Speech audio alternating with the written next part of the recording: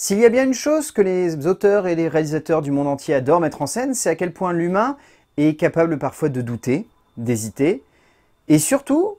de prendre les pires décisions possibles et imaginables pour avancer. Mais s'il est une chose encore plus évidente, c'est à quel point beaucoup de metteurs en scène ne parviennent pas à sublimer cette idée, s'enfermant dans une conception un peu trop linéaire de ce qui pourrait devenir une bonne satire de la société et de l'humain au cœur de celle-ci, mais parfois donnant simplement lieu à de bonnes comédies, sans grand chose de plus derrière. Mais heureusement pour nous, de nombreux cinéastes savent comment jouer avec nos attentes de spectateurs et parviennent donc ainsi, avec des projets de cinéma plus ou moins audacieux, à construire des moments de 7e art, cherchant à jouer avec la position des héros en son centre pour donner lieu à un projet sortant clairement de l'ordinaire, parvenant à mêler les genres et nous proposant ainsi une lecture plus intelligente de nos congénères. On ne les compte pas forcément sur les doigts des deux mains, mais certains arrivent à se faire une place d'or dans le genre et à nous embarquer dans des instants de cinéma sonnant comme surprenants et amenant un peu plus que simplement du divertissement. Et clairement, un auteur a choisi de faire de ce jeu assez ironique la base même de sa filmographie. Un cinéaste américain souvent vu comme un ersatz de beaucoup de ses pairs, mais qui n'est clairement pas du même niveau que ceux-ci, offrant heureusement dans la grande majorité des cas,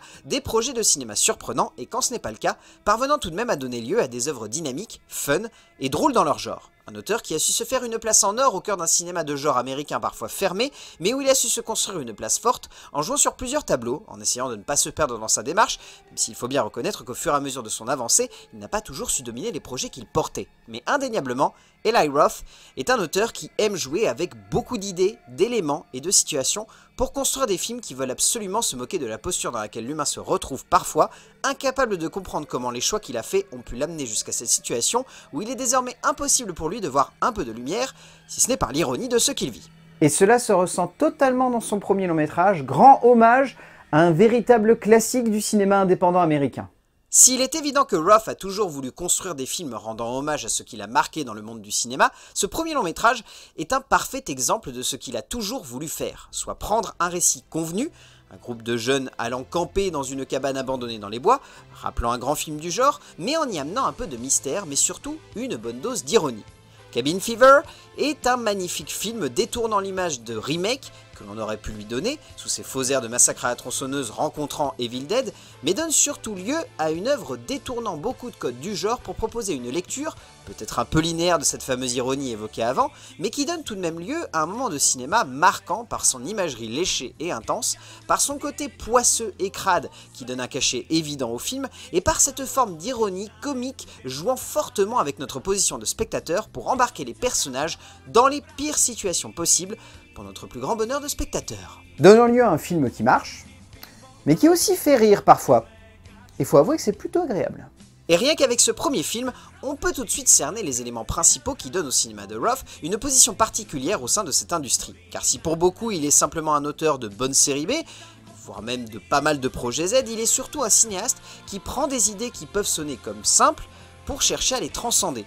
En amenant un classique dans une position qui pourrait sonner comme celle d'un remake, mais en y amenant quelque chose de plus surprenant, comme le côté toxique de ce premier métrage, ou la parodie de films adolescents américains dans Hostel, le cinéaste se joue non seulement des films qu'il convoque, mais également du genre qu'il choisit d'investir, pouvant donner la sensation au spectateur d'être un peu perdu dans ce qu'il cherche à montrer, mais l'amenant plutôt vers une position de voyeur qui fascine. Ainsi, ce qui peut sonner comme une idée simple prend toute sa forme et sa force lorsque l'on choisit d'accepter le voyage que nous offre le metteur en scène et que l'on se laisse embarquer dans un long périple de cinéma qui frôle le Z, assume son côté série B, mais surtout sonne comme un pur bonbon acidulé à l'extrême, mais qui fonctionne à fond les ballons. Et son film le plus audacieux sur le papier en est clairement la parfaite représentation. Car lorsqu'Eli Roth s'est lancé dans le cinéma, son film fétiche a toujours été mis en avant, à chacun de ses pas, un certain projet de Ruggero Deodato datant du début des années 80 et ayant fortement marqué le cinéma, forcément pour les bonnes raisons. Donc évidemment, il était sûr qu'au bout d'un moment, Roth allait vouloir se frotter à cela, mais comme à son habitude avec un petit twist. The Green Inferno n'est pas un remake de Cannibal Holocaust, mais l'ADN du classique du genre est clairement présente au sein de ce projet de cinéma loin d'être parfait, notamment dans son côté tragicomique, mais sonnant comme l'accomplissement de tout ce que le cinéaste américain voulait apporter à son cinéma, soit une bonne dose de nostalgie cinéphilique, ponctuée par là même d'un besoin de transcender l'original pour y amener des thématiques modernes qui sonnent comme un poil frêle, mais comme intéressantes et prenantes tout de même. Si l'on ne peut pas dire que le film réussisse pleinement son pari, soit celui de l'hommage, il parvient tout de même à jouer l'étiquette du film gore et violent comique à l'extrême, et en ce sens, il marque tout de même pas mal de points. Comme quoi, ça montre aussi que toucher son idole du bout du doigt, c'est pas forcément toujours une bonne chose. Et alors là, on touche aussi du bout du doigt les limites du cinéma de Roth, soit cette idée qu'il soit tellement dans la fascination que parfois, il en oublie de réussir à pleinement toucher du bout du doigt ce qu'il convoque, pouvant pousser certains de ses projets dans une direction où l'auteur est proche de la parodie, mais malvenu pour ce qu'il cherche à construire pour le spectateur.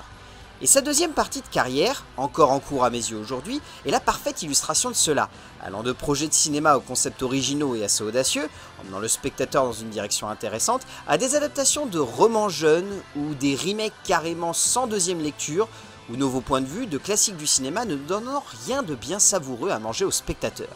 Là est la limite d'Eli Roth, au sein de la production américaine. Une limite qu'il ne semble pas réussir à dépasser, et surtout, qui enferme son cinéma dans un acheminement linéaire et ne lui donne aucun nouvel impact, donnant l'impression que le metteur en scène se perd, et malheureusement, nous perd un peu par là même. C'est peut-être là-dedans que le bât blesse. Impression clairement confirmée avec ce qui est, à ce jour, son dernier long métrage en date. Car oui, on ne va pas se mentir, mais lorsqu'il a été annoncé aux commandes de ce remake, je me suis demandé si le cinéaste allait réussir à amener quelque chose de son cinéma dans un projet sonnant comme une espèce d'arlésienne jamais réellement aboutie, réadaptation d'un classique de la littérature de vengeance, mais surtout remake d'un grand moment de cinéma où un père va tout faire pour protéger ce qu'il reste de sa famille. Death Wish est un remake plat, où Eli Roth tente de sauver la mise, en amenant du bis et du Z, là où le projet avait été pensé de manière un peu plus frontale et noire par son scénariste, mais où clairement le studio n'aurait jamais laissé le cinéaste Joe Carnahan faire les choses comme il le sentait, donnant lui à cette version sauce Roth qui fonctionne, mais on ne va pas se mentir, qui n'amène rien de plus que le premier métrage des années 70 avait su si bien construire et si bien développer autour de la figure de Bronson. Si le long métrage qui en découle est oubliable, il a tout de même permis à Roth de se faire une place de choix à Hollywood, en amenant le genre dans une direction gore et fun qui fonctionne, même si l'on attendait peut-être un petit peu plus d'une telle proposition de cinéma que simplement un divertissement amusant. Qui lui a clairement permis d'arriver aux commandes du projet en question aujourd'hui, qui est quand même assez monumental sur le papier. Et alors là, on peut à peu près tout imaginer entre les mains du cinéaste américain. Car si l'idée peut être amusante, et si le concept est clairement porté par une tripotée de personnages importants de l'industrie du divertissement américain, il y a aussi le goût amer et âpre de l'échec des adaptations de jeux vidéo au cinéma par le passé qui reste clairement en bouche.